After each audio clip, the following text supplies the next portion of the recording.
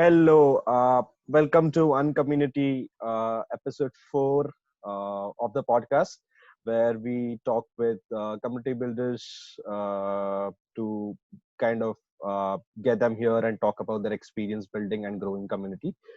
Today we have Christina from ContentUK community.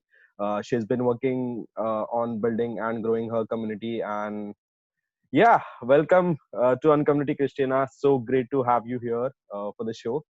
Uh, Thanks for having me. Looking yeah, forward to it. so yeah, so let's just get started. Tell us, Christina, like what is Content UK and what is the community all about? How did you get this started? What was the backstory? Like, it'd be great to hear the backstory behind all this. Mm. So, Content UK is a community supporting and connecting UK content marketers. And that started last summer, because I was an in-house content marketer, but I didn't really know any other people with my job in person, maybe a couple, and I just wanted to meet more of them. So I organised a pub meetup to meet other content marketers, and that went really well. So we started having these every month. And then I created a Slack group so that we could all stay in touch online. And that was the main format for about a year. It was, just meeting up in a pub, chatting on Slack, and then a small newsletter where I was also posting content jobs as well. And then that was growing quite nicely. And then during lockdown, I sort of have shifted that and built it into a paid membership model and built that out more, which I can go into after. Yeah, interesting. I mean, like I've been whenever I speak to any community builders, like the first thing I hear is offline. We started offline as a meetup, and things started growing. So, Christina, tell us, like, what would you do today? I mean, let's say, like, we're still in the COVID situation. Like, how would you kind of build a community online? Like, what I mean, because you don't have anything offline here. Even if you want to meet people, you can't, right? So, how would you do that? Like, tell us something. So I would say, so that's what I've been trying to do, is trying to sort of replicate the pub meetup online. And it is tricky to do. I guess you can do it. It's by, say, like you are a professional, you want to meet other people that have got the same role as you or something, it's a similar goal. Yeah. Organize an online virtual meetup as a good Mhm. place to start. Just be like, as anybody else that is trying to, any other females trying to build a business, let's meet up and have a chat online. And then I'd put a date in the diary, share it on Twitter, ask people to share it on LinkedIn, etc., and then try and get 4 people. And then if it goes well, you can start doing those every couple of weeks. And if people are coming back, then maybe create a Slack group or somewhere where people going to those meetups can start interacting, like on Telegram, Discord. And it doesn't have to be big, it can just be really small, and it's just about connecting with people that have got similar goals to you. So that's how I would try and replicate the whole offline pub meetup online. Yeah, I mean, totally. I think you made a good point here. Like, it's just a handful number of people who kind of keep on coming and talking about their challenges, their learnings, all those things. It doesn't have to be a big number of people. Like, I want like 100 or 200 people in my community, like that. Like, you just start with small number of people, and then when it comes to like uh, like uh, when people are getting interested or getting like value out of it, they'll definitely invite someone else, and that's how you grow, right? Which is really good point. So yeah, I mean, you have been working on this for like more than a year, and you're trying to bring content marketers around UK. So tell us something like very like I don't know, like what are the ways that what engaging your community right now, because that is not happening offline, so you have to, you brought the people on Slack. So how would you, what is your plan of action? What are you doing something very interesting that is like helping others online in your community? So I guess there are 3 elements to Content UK now. It's like professional development, nurturing one-to-one relationships amongst people, and then just creating a very friendly culture where people can be themselves. So on the professional development side, I have workshops with content professionals talking about different topics like how to build a podcast, how to do copywriting, so they can attend live workshops. And then we've got a members area where we'll have templates that help them do their jobs. We'll also have career development things like we've got a confidence building workshop coming up. So all just different things to help content marketers to learn and grow professionally. And then on the one-to-one side, I think what makes it quite unique is we really focus on the one-to-one relationship. So if somebody joins, they'll have a one-to-one call with me. We've got a channel called Coffee Chats using the app Donut on Slack, where fortnightly you'll get matched to a different person to have a one-to-one conversation with, and like random channels, so that it's so people aren't just talking about content, they feel like they can talk about things outside of their job, which I think is really important in a community as well, just helping people feel relaxed. So yeah, they're kind of like the main aspects of the community that we're trying to create. Yeah, very interesting. So like you mentioned Donut, right? Like I think it's a great bot, like to, and I think it's a good idea to kind of connect each other in communities, because what happens, like you just chat and you don't know like how do I build that like relationship with other community members, right? And that's a great way to do it, which is kind of very helpful for all these community members, right?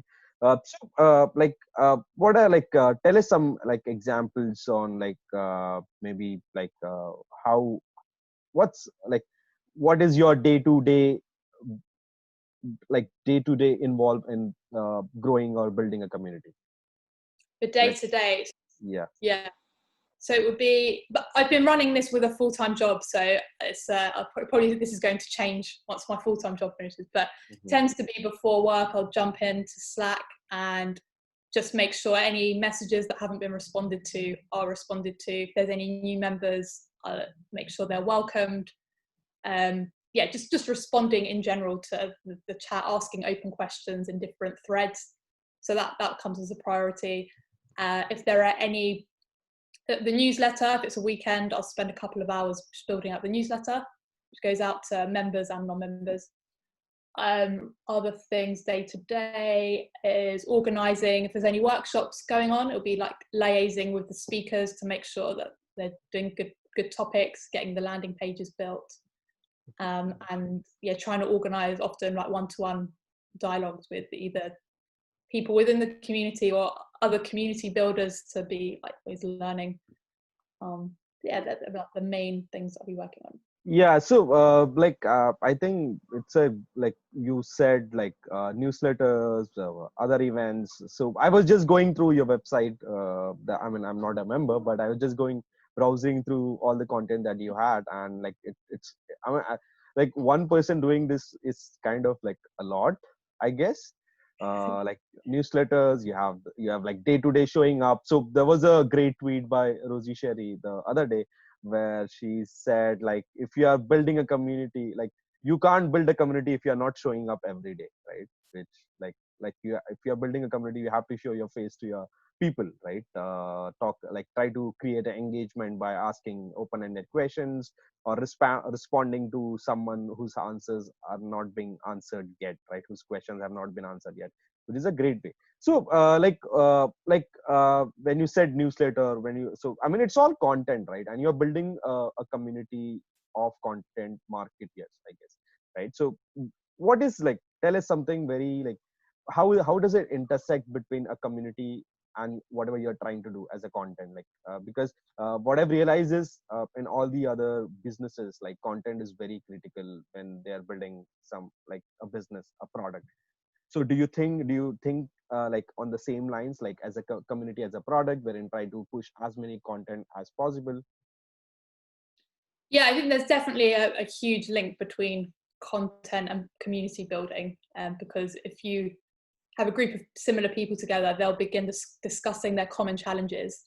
So then what you can do as community leader is listen to those challenges and either curate content that already exists and like share that with them that's answering those questions, or create your own content that is answering those, and then create discussions around those topics in the community. So how I do that at ContentUK is, so yeah, listening to problems. There was like lots of in-house content marketers joining who were the only person in their team, and it kept coming up that they were struggling with building a machine by themselves. So responding to that, I asked someone, a lovely girl in the community called Molly, who's built up her own content machine of one, to do a webinar on how she has built that. So then that will be a live piece of content in terms of the webinar, and then it will go up in our members area as a recording with show notes and with links. So it is then its own piece of content. And it is a community member delivering the content, which is quite a nice way of adding to that as well. Yeah, and I don't think content always has to be written. A lot of what I've been doing ContentUK is like that webinar format that I've mentioned. They're definitely interlinked. Yeah, I think it makes sense because I mean, it's online, right? Like events and webinars happening, everything is happening online. So like, is there a free versus, like, what was your reason behind building a paid community and not free, right? Because you have been focusing on pushing paid communities, and I mean it's definitely a great kind of thing because like paid communities are increasing around the globe, and like so what was your idea behind focusing towards emphasizing on paid communities? Yeah, so it was free for over a year. There wasn't really a business goal behind it initially, so it was just this free community. And then in lockdown, when I decided, actually, I love running this, it would be really cool if I could make a lifestyle of this, something that I enjoy doing. So I was considering the sponsorship route of building a really massive community and getting sponsorship. So that was one option. I decided to go with trying a paid one because I'm part of lots of communities, and my favourite one is that I'm a part of is Weekend Club, which I think by Charlie Ward. You might have spoken with him recently. And what I really liked about that is it's £29 a month, and it's helping solopreneurs to launch their first business and be held accountable. But by paying, I suddenly felt really committed and invested in making the most out of it and contributing. And because everyone else is paying, everyone is taking it really seriously and helping each other a lot. And it keeps it quite small. There's a lot of groups where they're massive, there's thousands of people, and you self-promote. And so I really like the vibe, and I find it really valuable. So I wanted to try and apply a similar model with ContentUK. And also I think with the whole monthly members are paying every month, I thought I'm incentivized and it's my responsibility to deliver value to them every single month, which I might not have had as much if they weren't doing that. Yeah, so that's why I've gone with that model at the moment. So what is your current challenges? Like, I'm sure it must be difficult. So I mean, when you're building a paid community, because you're getting, so I really like the idea where you had like a free exploration thing, wherein you can join and sign up for a community, but on a trial basis, which is really a good way because a lot of people like who wants to join, I mean, it's like for them it's a lot of commitment to pay before they see things that is happening in a community, and I guess that was a great way to. So tell us something about this, like what made you do that, like why trial and then going a paid version? Yeah, so I did for a while have the whole the free trial, because I think it was hard from my landing page, and probably still is, to really see from there why it's valuable. I think you have to be in the community to start connecting with people, and yeah, that was kind of why I wanted to have that. And a lot of people that did the free trial did convert. I have at the moment that's been removed for now, just because there's a big challenge of when people are in and then it's time to pay, and then it takes a long time of like chasing people and all that sort of stuff. So I've removed it for now, but it's something I might reintroduce. Yeah, interesting. Constant, yeah, it's an interesting balance, the whole pricing and free trials and all that sort of stuff. So yeah, it's all trial and error, I guess. Just trying to experiment with things and all. So Yeah. what has worked for you like the best in terms of getting people on your, because I'm sure like it is very like it's not very easy to build communities. People talk about building communities, but they don't actually put in the work. But like the way you are actually building thing, I mean, I've been following, and it's really great. The effort you're trying to put, showing up every day, it's very like I mean, it shows that okay, you want to build a community, right? So what is your current challenges like uh by to like how are you trying to get people into your community? Getting people in. So I guess at the moment, my main focus, I'm not even worrying too much about that side of it. It's more the people that are in, and it's only very recently become paid. They're all on their first month of paying.